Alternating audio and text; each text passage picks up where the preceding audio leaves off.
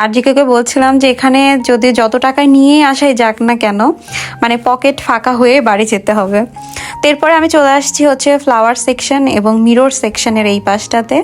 আমার already mirror কেনা হয়ে গেছে, আদারওয়াইজ এখানকার মিররগুলোও বেশ সুন্দর আর বেশ ভালো লাগে এই টাইপের মিররগুলো দেখতে। আর আমার মনে হয় যে প্রত্যেকের বাসায় এরকম একটা করে মিরর থাকা জরুরি। ফুল আউটফিট দেখতে কেমন লাগছে বা ফুল লুকটা দেখার জন্য এই টাইপের মিররগুলো কিন্তু বেশ এসেনশিয়াল। এগুলো মোটামুটি বেশ রিজনেবলই, এগুলো 6,000, 7,000, 12,000 এরকম করে রেঞ্জ।